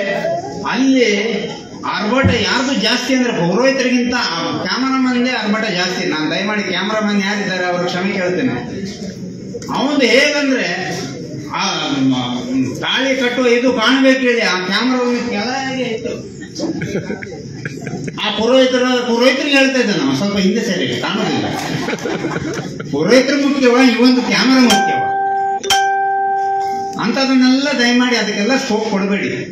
ಅವ ನೀವು ಹಣ ಕೊಟ್ಟು ಕರೆಸುವಂತವ, ಅವ ನಿಮ್ಮನ್ನು ನಿರ್ದೇಶನ ಮಾಡಬೇಕು. ಆ ರೀತಿ ಮಾಡಬೇಡಿ. ನಾನು ನೋಡಿದ್ದೇನೆ ಎಷ್ಟೋ ಜನರಿಗೆ ಇಲ್ಲಿ ಇನ್ನೂ ಪೌರೋಹಿತ್ಯ ಕೆಲಸಗಳೆಲ್ಲ ಮುಗಿದಿರೋದಿಲ್ಲ ಮದುವೆದು. ಆಗಲೇ ಇವರಿಗೆ ಬೇರೆಯವರೆಲ್ಲ ಬಂದಿರ್ತಾರೆ, ಅಯ್ಯೋ ಯಾರೋ ಗಣ್ಯರು ಬಂದಿದ್ದಾರೆ ಅವರನ್ನು ಕಾಯಿಸಿದ್ರೆ ಅಂತೇಳಿ, ಅವರು ಬರ್ಲಿ ಇಲ್ಲಿ ಇದು ಆಗ್ತಾ ಇರ್ತದೆ. ಅವರು ಬರ್ಲಿ, ಅವರು ಬಂದು ಇಲ್ಲಿ ನಿಂತು ಎದುರು ಫೋಟೋ ತೆಗೆಸ್ಕೊಳ್ಳೋದೇ ಮುಖ್ಯ.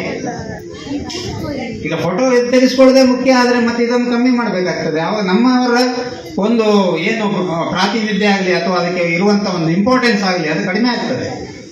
ಹಾಗಾಗಿ ಅದಕ್ಕೆಲ್ಲ ಅವಕಾಶ ಕೊಡೋದು ಯಾರು? ನಾವೇ ಅಲ್ವಾ? ಇದನ್ನೆಲ್ಲ ನಾವು ತಿಳ್ಕೊಳ್ಬೇಕು. ಯಾವುದು ತಿಳ್ಕೊಳ್ಳೋದು? ಇವತ್ತು ನೀವು ಹೇಳ್ಬೋದು, ಒಬ್ಬ ಯಾರು ಹುಚ್ಚ ಕರ್ಸಿದ್ದೀವ ಬೇರೆ ಕೆಲಸ ಇಲ್ಲ, ಇವನನ್ನು ಕರೆಸಿದ್ ಯಾರು ಇದು ಅಂತ ಹೇಳಿ ಎಷ್ಟು ಆರಾಮದಲ್ಲಿ ಇದ್ದಾನು. ಇವೊಬ್ಬ ಬಂದು ಏನೋ ಹುಳ ಬಿಡ್ತಾ ಇದ್ದ ನಮ್ಮ ಇದರಲ್ಲಿ ಅಂತ. ದಯಮಾಡಿ ನಾನು ಅದಕ್ಕೆ ಹೇಳಿದ್ದು, ಸವಿ ಮಾತುಗಳನ್ನು ಆಡ್ಲಿಕ್ಕೆ ನಾನು ಬರಲಿಲ್ಲ. ನಾನು ಏನಾದರೂ ಕಟು ಪ್ರವಚನ ನಮ್ಮದು, ಇದನ್ನು ಕೇಳಿ ಏನಾದರೂ ನೀವು ಸ್ವಲ್ಪ ಮನಸ್ಸು ಬದಲಾಯಿಸಿಕೊಂಡು ನಮ್ಮ ಬ್ರಾಹ್ಮಣ ಸಮಾಜ ಏನಾದರೂ ಸ್ವಲ್ಪ ಆದರೂ ಏಳಿಗೆ ಆದರೆ ನಾನು ಇವತ್ತಿನ ದಿವಸ ಇಲ್ಲಿ ಏನು ಬಂದಿದ್ದೇನೆ ಅದರ ಶ್ರಮ ಸಾರ್ಥಕ ಅಂತ ಹೇಳಿ ತಿಳ್ಕೊಳ್ತೇನೆ. ಮತ್ತೆ ನಿಮಗೆಲ್ಲ ಆ ರೀತಿಯಲ್ಲೇ ಬುದ್ಧಿ ಆ ಭಗವಂತ ಕೊಡಲಿ ಅಂತ ಕೂಡ ಇವತ್ತಿನ ದಿವಸ ಇಲ್ಲಿ ಕೇಳಿಕೊಂಡು ನನ್ನ ಇನ್ನೂ ಮಾತಾಡ್ಲಿಕ್ಕೆ ಹೋದರೆ ಸುಮಾರು ಉಂಟು, ಆದರೆ ಬೇಡ. ಪಾಪ ಮಕ್ಕಳಲ್ಲಿ ಕಾಯ್ತಾ ಇದ್ದಾರೆ, ಅವರ ಕಲೆಗೂ ಕೂಡ ನಾವು ಗೌರವ ಕೊಡಬೇಕಾಗ್ತದೆ. ಇನ್ನೂ ಏನಾದ್ರು ಅವಕಾಶ ಸಿಕ್ಕಿದ್ರೆ ಬರ್ತೇನೆ, ಖಂಡಿತ ಮಾತಾಡ್ತೇನೆ. ಇದಿಷ್ಟು ಹೇಳಿ ಎಲ್ರಿಗೂ ಶುಭವಾಗಲಿ, ಬ್ರಾಹ್ಮಣ ಸಮಾಜ ಏಳಿಗೆ ಆಗಲಿ. ನಾನು ಹೇಳಿದಂಥ ಮಾತುಗಳನ್ನೆಲ್ಲ ಇನ್ನೊಮ್ಮೆ ತಾವು ಅವಲೋಕಿಸಿ ಅದನ್ನು ಪರಾಮರ್ಶಿಸಿ ಅದಕ್ಕೆ ತಕ್ಕಂಥ ಮದ್ದನ್ನು ಮಾಡುವಂಥ ಒಂದು ವ್ಯವಸ್ಥೆ ಇಲ್ಲಿ ಆಗಲಿ ಅಂತ ಹೇಳಿ ಕೇಳಿಕೊಂಡು ಎಲ್ಲರಿಗೂ ಶುಭವಾಗಲಿ ಅಂತ ಮತ್ತೊಮ್ಮೆ ಹೇಳ್ತಾ ಅವಕಾಶವಾಗಿ ವಂದಿಸುತ್ತಾ ನನ್ನ 2 ಮಾತುಗಳನ್ನು ಮುಗಿಸ್ತೇನೆ. ನಮಸ್ಕಾರ. ವೇದಗಳು, ತತ್ವಗಳು, ಭಗವದ್ಗೀತೆಗಳು, ಅದರಲ್ಲಿರುವಂತಹ ತತ್ವಗಳೇ ನಮ್ಮ ಸತ್ವಗಳು ಎಂಬುದನ್ನು ಬಹಳ ವಿವರವಾಗಿ ಇಂದಿನ ಈ ವಾತಾವರಣಕ್ಕೆ ಬೇಕಾದಂತಹ ಅತ್ಯಂತ ಒಳ್ಳೆಯ ವಿಚಾರಗಳನ್ನು ಹೇಳಿದ್ದಾರೆ. ನಾವೆಲ್ಲರೂ ಅದನ್ನು ಸ್ವೀಕರಿಸೋಣ, ಭವಿಷ್ಯದಲ್ಲಿ ಅದನ್ನು ಅನುಸರಿಸುವಲ್ಲಿ ನಾವೆಲ್ಲರೂ ಒಂದಾಗೋಣ ಎಂಬ ಹಾಗೆ ಹೇಳ್ತಾ ಅವರಿಗೆ ಧನ್ಯವಾದಗಳನ್ನು, ಸನ್ಮಾನ್ಯ ಅಧ್ಯಕ್ಷರಿಗೆ ಧನ್ಯವಾದಗಳನ್ನು ಸಮರ್ಪಿಸ್ತಾ ಇದ್ದೇನೆ. ಹಾಗೆಯೇ ಇಂದು ವಿಶೇಷ ಆಹ್ವಾನಿತರಾಗಿ ಬಂದಿದ್ದಾರೆ ಶ್ರೀಯುತ ರಮೇಶ್ ಎಂ, ಸ್ಮಿತಾ ಟ್ರೇಡರ್ಸ್ ಸುರತ್ಕಲ್ನವರು. TN ರಮೇಶ್ ವಿದ್ಯಾದಾಯಿನಿ ಆಡಳಿತ ಸಂಸ್ಥೆಯ ಒಬ್ಬ ಪದಾಧಿಕಾರಿಗಳು. ಹಾಗೆಯೇ ವಿನಯಾಚಾರ್ ವಿದ್ಯಾದಾಯಿನಿ ಹಳೆ ವಿದ್ಯಾರ್ಥಿ ಸಂಘದ ಅಧ್ಯಕ್ಷರು. ಇವರೆಲ್ಲರನ್ನು ಕೂಡ ಆತ್ಮೀಯವಾಗಿ ಸ್ವಾಗತಿಸ್ತಾ ಇದ್ದೇವೆ. ಜೊತೆಗೆ ಬಾಳ ಕಳವಾರ್ ಸಂಘದ ಬಾಲಕೃಷ್ಣ ಕಜತ್ತಾಯ, ಶ್ರೀನಿವಾಸ, ಶ್ರೀ ಗುರುಪ್ರಸಾದ್, ಶ್ರೀ ಭಾಸ್ಕರ್ ರಾವ್ ಇವರಿಗೂ ಕೂಡ ಆತ್ಮೀಯವಾದಂತಹ ಸ್ವಾಗತವನ್ನು ಕೋರುತ್ತಾ ಮುಂದಿನ ಕಾರ್ಯಕ್ರಮ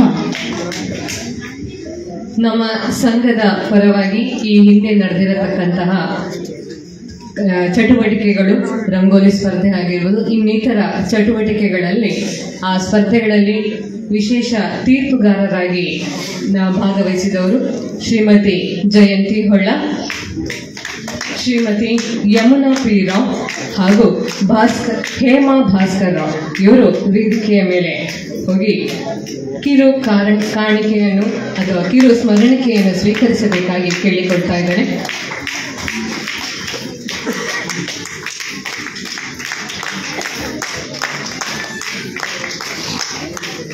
ಯಮುನಾ ಪಿ ರಾವ್, ಶ್ರೀಮತಿ ಜಯಂತಿ ಹೊಳ್ಳ. ಸ್ಪರ್ಧೆ ಅಂತ ಹೇಳಿದಾಗ ಆ ಸ್ಪರ್ಧೆಯಲ್ಲಿ ತೀರ್ಪು ಕೊಡುವಂಥದ್ದು ಕೂಡ ಅಷ್ಟೇ ಕಷ್ಟ. ಆ ಕಷ್ಟದ ಆ ಪರಿಸ್ಥಿತಿಯಲ್ಲಿ ಉತ್ತಮವಾದಂತಹ ರೀತಿಯಲ್ಲಿ ತೀರ್ಪುಗಾರರಾಗಿ ತೀರ್ಪನ್ನು ನೀಡಿರುತ್ತಾರೆ. ಇವರಿಗೆ ಅಭಿನಂದನೆಗಳು.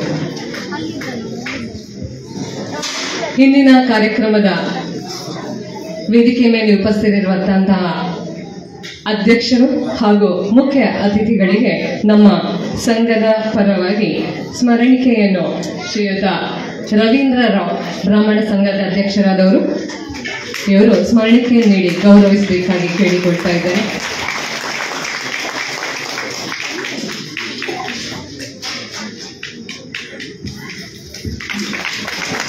ಇದು ಕೃಷ್ಣಾಪುರ, ಕೃಷ್ಣನ ಮೊಮೆಂಟನ್ನೇ ಸ್ಮರಣಿಕೆಯಾಗಿ ನೀಡಿದ್ದಾರೆ. ಹಾಗಾಗಿ ಮತ್ತೊಮ್ಮೆ ಕೃಷ್ಣನಿಗೆ ವಂದಿಸಿಕೊಳ್ಳುತ್ತಾ ಧನ್ಯವಾದ ಸಮರ್ಪಣೆ ನಮ್ಮ ಸಂಘದ ಅಧ್ಯಕ್ಷರು ಶ್ರೀಯುತ ರವೀಂದ್ರ ರಾವ್ ಇವರಿಂದ.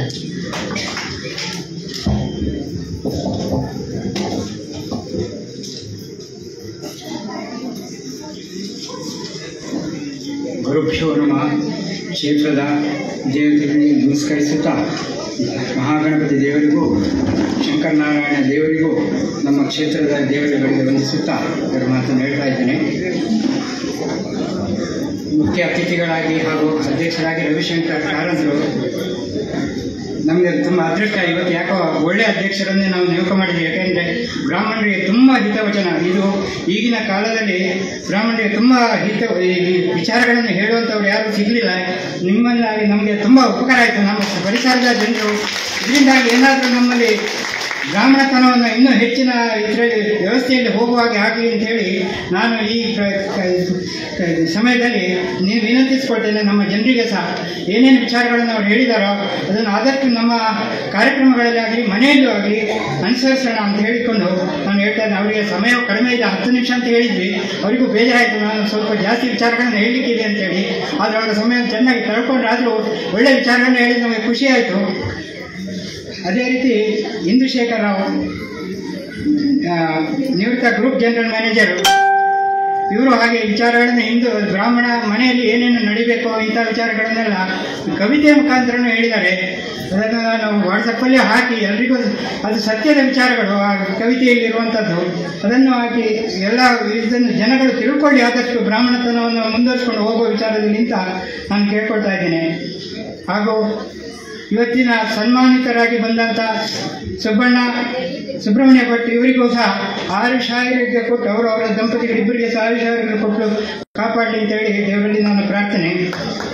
ಮತ್ತು 2 ಸನ್ಮಾನಿತ ಮಕ್ಕಳು, ಅವರಿಗೆ ಇನ್ನು ಭವಿಷ್ಯ ಇನ್ನೂ ಹೆಚ್ಚಿನ ಇದು ಸ್ಪೋರ್ಟ್ಸ್ನಲ್ಲಿ ಆಗಲಿ ವಿದ್ಯೆಯಲ್ಲಿ ಆಗಲಿ ಇನ್ನೂ ಉನ್ನತಿಯನ್ನು ತಗೊಂಡು ರಾಷ್ಟ್ರೀಯ ಮಟ್ಟ ಇಂಟರ್ನ್ಯಾಷನಲ್ ಮಟ್ಟದಲ್ಲಿ ಶ್ರೇಯಸ್ಸನ್ನು ಪಡೆಯಲಿ ಅಂತೇಳಿ ಆಶಿಸುತ್ತಾ ಬಂದ ಎಲ್ಲ ವಿದ್ಯಾರ್ಥಿಗಳಿಗೆ ಸಹ ಪುರಸ್ಕಾರವನ್ನು ನಿತ್ಯ ವಿದ್ಯಾರ್ಥಿಗಳಿಗೆ ಸಹ ಉನ್ನತ ಹುದ್ದೆಗಳಿಗೆ ಹೋಗುವ ರೀತಿಯಲ್ಲಿ ವಿದ್ಯಾಭ್ಯಾಸವನ್ನು ಮುಂದುವರಿಸಿಕೊಂಡು ತಮ್ಮ ಭವಿಷ್ಯವನ್ನು ಉನ್ನತೀಕರಿಸಬೇಕಾಗಿ ನನ್ನ ದೇವರಲ್ಲಿ ನನ್ನ ಪ್ರಾರ್ಥನೆ ಹೊರಬೇಕು. ಮತ್ತು ನಮ್ಮ ಬ್ರಾಹ್ಮಣ ಸಂಘ 35 ವರ್ಷದ ಕೆಳಗೆ ಗಣಪತಿ ದೇವಸ್ಥಾನ ನಿರ್ಮಾಣ ಆಗುವಾಗಲೇ ಆಗಿತ್ತು. ಅದು ನಮ್ಮ ತಂದೆಯವರು ಹೆಚ್ಚೇ ಆಗಿತ್ತು. ಯಾಕೆಂದರೆ ಬ್ರಾಹ್ಮಣರು ನಮ್ಮ ದೇವಸ್ಥಾನದಲ್ಲಿ ಬರ್ತಿರಲಿಲ್ಲ, ಬಂದು ಒಬ್ಬೊಬ್ಬರು ಬರ್ತಾರೆ ಹೋಗ್ತಾರೆ. ಸಂಘಟನೆಯಲ್ಲಿ ನಮ್ಮ ದೇವಸ್ಥಾನ ಅಂದರೆ ಬ್ರಾಹ್ಮಣರದೇ ಕಾರ್ಯಕ್ರಮ ಕೆಲಸ ಕಾರ್ಯಗಳು ಮುಖ್ಯ ಇರ್ತಿತ್ತು. ಊರಿನ ಜನ ಬ್ರಾಹ್ಮಣರು ಬಂದು ಆದಷ್ಟು ಕೆಲಸ ಕಾರ್ಯಗಳನ್ನು ಮಾಡಬೇಕು ಅನ್ನೋ ಉದ್ದೇಶದಿಂದ ವಾಸ್ತವ್ಯವರ ಹತ್ರ ಎಲ್ಲ ಮಾತಾಡಿ ಒಂದು ಸಂಘಟನೆ ಕಟ್ಟಿ ಇಲ್ಲಿ ನಮ್ಮ ಬ್ರಾಹ್ಮಣರದ್ದೇ ದೇವಸ್ಥಾನದ ಕಾರ್ಯಗಳಿಗೆ ಬರಬೇಕು. ಹೊರಗಿನಿಂದ ನಾವು ಸಂಭಾವನೆ ಕೊಟ್ಟು ತರಿಸುವ ಬದಲು ನಮ್ಮಲ್ಲೇ ಸ್ವಚ್ಛತೆಯಾಗಲಿ ಇದಾಗಲಿ ಯಾವುದೇ ಕಾರ್ಯಕ್ರಮಗಳಿಗೂ ಬೇಕಾಗ್ತಾರೆ ಬ್ರಾಹ್ಮಣರಾಗಿ. ನಾವು ಒಂದು ಸಂಘಟನೆ ಕಟ್ಟಿ ಅಂತ ಹೇಳುವ ಉದ್ದೇಶ ಮಾಡಿದಾಗ ವಾಸ್ತವ್ಯರಾಯರು ತಡಿಯವರ ಎಲ್ಲ ಹಿರಿಯವರು, ಮುಂಚಿನ ಹಿರಿಯವರು ಎಲ್ಲರೂ ಸೇರಿ ಬ್ರಾಹ್ಮಣ ಸಂಘವನ್ನು ಮಾಡಿ ಅತ್ಯುತ್ತಮವಾಗಿ ನಿರ್ವಹಿಸ್ತಾ ಇದ್ರು. ನಡುವಿನಲ್ಲಿ ನಮ್ಮ ದೇವಸ್ಥಾನ ಎಂಡೋಮೆಂಟಿಗೆ ಹೋದಾಗ ಎಲ್ಲ ಸಮಸ್ಯೆ ಆದಾಗ ಸ್ವಲ್ಪ ನಿಂತಿತು. ಆದರೂ ಈಗ ಯುವ ಬಳಗ ಏನೋ ಮಾಡಿಕೊಂಡು ನಾವು ಆದಷ್ಟು ದೇವಸ್ಥಾನ ಈಗ ಎಂಡೋಮೆಂಟ್ ಡಿಪಾರ್ಟ್ಮೆಂಟ್ ಇರೋದ್ರಿಂದ ನಮಗೆ ಸ್ವಲ್ಪ ಅಷ್ಟು ಫ್ರೀಯಾಗಿ ಆಗುತ್ತೆ. ಯಾಕೆಂದರೆ ಆನುವಂಶಿಕ ಮುಕ್ತೇಶ್ವರ ದೇವಸ್ಥಾನಗಳು ಯಾವುದೂ ಇಲ್ಲ ಇಲ್ಲಿ, ಅದೆಲ್ಲ ಪಣಂಗಳಿಂದ ನಿರ್ವಾಸಿತರಾಗಿ ನಾವು ಬಂದವರು. ಆದರೆ ಆದಷ್ಟು ನಾವು ಸೇರಿಸ್ಕೊಂಡು ನಮ್ಮ ಇವತ್ತಿಗೂ ಹೇಳ್ತಾನೆ ಎಲ್ಲ ಬ್ರಾಹ್ಮಣರು ನಮ್ಮ ಊರಿನ ಜಾತ್ರೆ ಫಂಕ್ಷನ್ಗಳಿಗೆ ಆದಷ್ಟು ಸೇರಿ ನಮ್ಮ ಸೇವೆಯನ್ನು ಬ್ರಾಹ್ಮಣರ ಸೇವೆ ಏನಂದರೆ ಈಗ ಪಲ್ಲಕ್ಕಿ ಬರುವುದಾಗಲಿ ಜಾತ್ರೆ ಸಮಯದಲ್ಲಿ ಯಾವುದಾದ್ರೂ ಕಾರ್ಯಕ್ರಮಗಳೆಲ್ಲ ಇರ್ತವೆ, ಅದಕ್ಕೆಲ್ಲ ನಾವೆಲ್ಲ ಒಟ್ಟಿಗೆ ಸೇರೋಣ ಅಂತ ಹೇಳ್ಕೊಂಡು ನಾವೊಂದು ಇದು ನಮ್ಮ ಬ್ರಾಹ್ಮಣ ಸಂಘದ ಸದಸ್ಯರಿಗೆ ಹೇಳ್ತಾ ಇದ್ದೇನೆ. ಅದೇ ರೀತಿ ನಮ್ಮ ಸಂಘದ ಎಲ್ಲ ಕಾರ್ಯಕ್ರಮಗಳಿಗೆ ಆದಷ್ಟು ಹೆಚ್ಚಿನ ಸಹಕಾರವನ್ನು ನೀವೆಲ್ಲರೂ ಈ ವರ್ಷ ಹಿಂದಿನ ವರ್ಷಗಳಲ್ಲಿ ಕೊಡ್ತಾ ಇದ್ದೀರಾ. ಮುಂದಿನ ವರ್ಷವೂ ಇನ್ನೂ ಹೆಚ್ಚಿನ ಸಕ್ರಿಯವಾಗಿ ನೀವೆಲ್ಲರೂ ಪಾಲ್ಗೊಂಡು ನಮ್ಮ ಬ್ರಾಹ್ಮಣ ಸಂಘ ಇನ್ನೂ ಹೆಚ್ಚಿನ ಹೆಸರನ್ನು ಬರಲಿ ಎನ್ನುವ ಒಂದು ಆಶೆಯನ್ನು ನಾನು ವ್ಯಕ್ತಪಡಿಸ್ತಾ ಇದ್ದೇನೆ. ಯಾಕೆಂದರೆ ಈ ವರ್ಷ ಸಾಂಸ್ಕೃತಿಕ ಕಾರ್ಯಕ್ರಮಗಳಲ್ಲಿ ತುಂಬ ಮಳೆ ಈ ವರ್ಷ, ಆದರೂ ಪ್ರಾಕ್ಟೀಸ್ಗೆ ಆ ಮಳೆಯೂ ತುಂಬ ಮಹಿಳೆಯರು ಹುಡುಗಿಯರು ಹೆಂಗಸರು ಎಲ್ಲ ಬಂದು ಪ್ರಾಕ್ಟೀಸ್ ಮಾಡ್ತಾಯಿದ್ರು. ಕೆಸರು ಮಳೆ ಬರಲಿಕ್ಕೆ ಭಾರಿ ಕಷ್ಟ, ಆದರೂ ಆ ಇದರಲ್ಲಿ ಬಂದು ಸಾಧಾರಣ 3 ಗಂಟೆ ಇಲ್ಲಿ ಸಾಧಾರಣ ಪ್ರಾಕ್ಟೀಸ್ ಮಾಡ್ಕೊಂಡು ಹೋಗ್ತಾ ಇದ್ರು. ನನಗೆ ಅದೇ ಆಶ್ಚರ್ಯ ಆಯಿತು.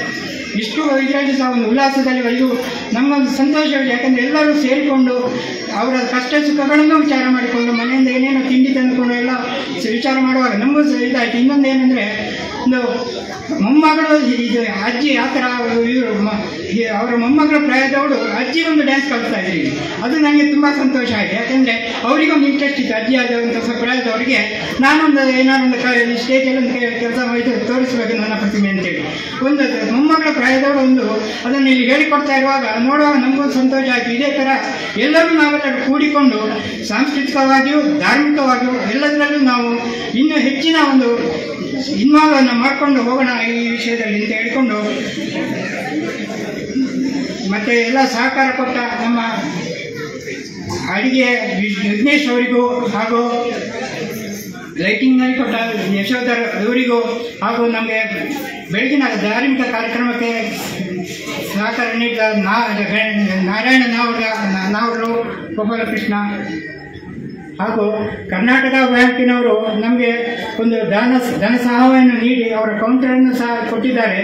ಕರ್ನಾಟಕ ಬ್ಯಾಂಕಿನಲ್ಲಿ ನಮ್ಮ ಹೆಚ್ಚಿನ ಬ್ರಾಹ್ಮಣರ ಒಂದು ಖಾತೆಯಲ್ಲಿ ಆಗಬೇಕು ಅಂತ ಹೇಳಿಕೊಂಡು, ಅಂದರೆ ನಮ್ಮ ಸೇವೆಯಿಂದಾಗಿ ಅವರು ನಮ್ಮ ಬ್ರಾಹ್ಮಣರಿಗೆ ಸದಾ ಹೆಚ್ಚಿನ ಯಾವುದೇ ಒಂದು ಫಂಡನ್ನು ಯಾವುದೇ ವಿಚಾರಗಳಿಗೆ ಕೊಡ್ತಾ ಇರ್ತಾರೆ. ನಮಗೊಂದು ಪ್ರಪೋಸಲ್ ಬಂದಿತ್ತು ಅವರಿಂದನೇ, ಬ್ರಾಹ್ಮಣ ಸಂಘಕ್ಕೆ ಒಂದು ಸ್ಟ್ರಕ್ಚರ್ ಇದೊಂದು ಆಗುವಂಥದ್ದಕ್ಕೆ ಒಂದು ಪ್ರಪೋಸಲ್ ಕೊಡಿ, ನಮ್ಮಿಂದ ಏನಾದರೂ ಸಹಾಯ ಆಗುತ್ತೆ ಅಂತ. ಆದ್ದರಿಂದ ಮುಂದಿನ ದಿನಗಳ ಅದರ ಬಗ್ಗೆ ನಾವೊಂದು ಪ್ರಯತ್ನ ಮಾಡೋಣ. ಅವರಿಂದ ಅದರ ಸಹಾಯ ನಮ್ಮ ಮುಂದಿನ ಒಂದು ಶಾಶ್ವತವಾದ ಬಿಲ್ಡಿಂಗನ್ನು ಆಗಬೇಕು ಅಂತ ಹೇಳೋದು. ಅದೇ ರೀತಿ ಈ ವರ್ಷ ಕೆಸರುಗದ್ದೆ ಓಟದಲ್ಲಿ ಭಾಳ ಬ್ರಾಹ್ಮಣ ಸಂಘದವರು ನಮ್ಮೊಟ್ಟಿಗೆ ಕೂಡಿ ಆಡಿರೋದ್ರಿಂದ ಇನ್ನೂ ನಮ್ಮ ಕೂಟ ಇನ್ನೂ ಜಾಸ್ತಿ ಗಟ್ಟಿಯಾಗಿದೆ ಅಂತ ಹೇಳಲಿಕ್ಕೆ ನನಗೆ ಇಷ್ಟಪಡ್ತಾ ಇದ್ದೇನೆ. ಯಾಕೆಂದರೆ ಗಣಪತಿ ದೇವಸ್ಥಾನ ಆಗುವಾಗ ನಮ್ಮದು ನಿರ್ವಾಸಿತ ಇನ್ಸ್ಟಿಟ್ಯೂಷನ್ ಆಗಿತ್ತಲ್ಲ, ನಿರ್ವಾಸಿತರಿಗೋಸ್ಕರ ಅಂತೇಳಿ. ಆ ಟೈಮಲ್ಲಿ ಭಾಳದವರು ಎಲ್ಲ ಬಂದು ಕೂತ್ಕೊಂಡು ನೋಡ್ತಾ ಇದ್ರು ವಿಚಾರಗಳೆಲ್ಲ. ಅವಾಗ ಹೇಳ್ತಾ ಇದ್ರು, ನಮ್ಮನ್ನು ಯಾಕೆ ನೀವು ಸೇರಿಸಲಿಲ್ಲ, ನಾವು ಇದರಲ್ಲೆಲ್ಲ ಇನ್ವಾಲ್ವ್ ಆಗಬೇಕಲ್ಲ ಅಂತ ಹೇಳಿದಾಗ ನಮ್ಮ ತಂದೆಯವರು 7 ಗ್ರಾಮಗಳನ್ನು ಹೆಸರನ್ನು ಆಮೇಲೆ ಸೇರಿಸಿದ್ರು. ಬಾಡ, ಕುತ್ತೆತೂರು, ಸೂರಿಂಜೆ, ಈ ಮುಂಚೂರು, ಈ ಥರ 7 ಗ್ರಾಮಗಳಿಗೂ ಈ ದೇವಸ್ಥಾನ ಸನ್ನಿಧಾನದಲ್ಲಿ ಇರಬೇಕು ಅಂತ ಹೇಳಿಕೊಂಡು ಎಲ್ಲರಿಗೂ ಸೇರುವ ರೀತಿಯಲ್ಲಿ ಆಯಿತು. ಅದೇ ರೀತಿ ಬ್ರಾಹ್ಮಣರು ಅದೇ ತೀರಿ ಎಲ್ಲ ಗ್ರಾಮದವರು ಸೇರಿ ಇನ್ನೂ ಹೆಚ್ಚಿನ ಪ್ರೋತ್ಸಾಹದೊಂದಿಗೆ ಇದು ಎಲ್ಲರೂ ಒಟ್ಟಿಗೆ ಬೆಳವಣಿಗೆ ಆಗಬೇಕು ಬ್ರಾಹ್ಮಣರ ಸಂಖ್ಯೆಯಲ್ಲಿ, ವಿಚಾರಗಳಲ್ಲಿ ಅಂತ ಹೇಳಿ ಅವರಿಗೂ ನನ್ನ ಒಂದು ಧನ್ಯವಾದಗಳನ್ನು ಸಲ್ಲಿಸ್ತಾ ಇದ್ದೇನೆ. ಎಸ್ಪೆಷಲಿ ಭಾಸ್ಕರ ತುಂಬ ಮುಖ್ಯವಾಗಿ ಒಂದು ಈ ವಿಚಾರಗಳಲ್ಲಿ ಬಂದಿದ್ದರು. ಹಾಗೆ ಬಂದ ಅತಿಥಿಗಳಿಗೂ ಎಲ್ಲರಿಗೂ ನನ್ನ ಧನ್ಯವಾದಗಳನ್ನು ಸಲ್ಲಿಸುತ್ತಾ ನನ್ನ ಕಾರ್ಯಕ್ರಮದಲ್ಲಿ ಸ್ಪರ್ಧಾ ವಿಜೇತರಲ್ಲಿ ಈಶಾನ್ ನಿಂಬೆ ಚಮಚ ತೃತೀಯ, ಹಿಮ್ಮುಖ ಓಟ ದ್ವಿತೀಯದಲ್ಲಿ ಬಹುಮಾನ ಗಳಿಸಿದ್ದಾರೆ. ವೇದಿಕೆಗೆ ಬಂದು ಬಹುಮಾನವನ್ನು ಸ್ವೀಕರಿಸಬೇಕಾಗಿ ವಿನಂತಿಸಿಕೊಳ್ಳುತ್ತಾ ಇದ್ದೇವೆ. ಸನ್ಮಾನ್ಯ ಅಧ್ಯಕ್ಷರು, ಅತಿಥಿಗಳು ಹುಡುಗರನ್ನು ಪ್ರೋತ್ಸಾಹಿಸಬೇಕಾಗಿ ವಿನಂತಿ. ಹಾಗೆ supreme second PUC son of Sudarshan 96%, ಅವನು ಕೂಡ ಪ್ರತಿಭಾ ಪುರಸ್ಕಾರವನ್ನು ಸ್ವೀಕರಿಸಬೇಕಾಗಿ ವಿನಂತಿ.